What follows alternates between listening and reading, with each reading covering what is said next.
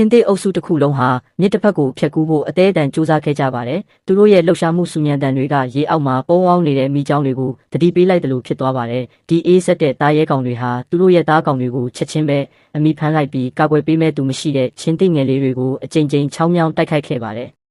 အုပ်စုရဲ့အနောက်မှာနောက်ကောက်ကျနေတဲ့ချင်းသေးငယ်လေးတစ်ကောင်ဟာအတိုက်ခိုက်ခံရမှုကနေမလွတ်မြောက်နိုင်ခဲ့ပါဘူး။သူဟာမိချောင်းရဲ့အစာဖြစ်သွားပြီးရေထဲကိုဆွဲခေါ်သွားခြင်းခံလိုက်ရပါတယ်။လုံခြုံစွာနဲ့တစ်ဖက်ကမ်းကိုရောက်သွားကြတဲ့ချင်းသေးအုပ်စုဝင်တွေဟာရေထဲမှာလွတ်ပြန်သွားတဲ့အသက်ငယ်လေးကိုငေးကြည့်ရင်ဘာမှမတတ်နိုင်ပဲဖြစ်နေခဲ့ကြပါတယ်။မိသားစုဝင်တယောက်ရဲ့တေဆုံးမှုကိုမြင်လိုက်ရတဲ့အတွက်ချင်းသေးအုပ်စုတစ်ခုလုံးဟာပူဆွေးဝမ်းနည်းမှုတွေနဲ့ဖုံးလွှမ်းသွားပါတယ်။ချင်းသေးတွေဟာတကောင်နဲ့တကောင်အနီးကပ်နေပေးရင်းနဲ့မိသားစုရဲ့နှွေးထွေးမှုနဲ့သူတို့ရဲ့နာကျင်မှုကိုတက်တာအောင်စူးစမ်းခဲ့ကြပါတယ်။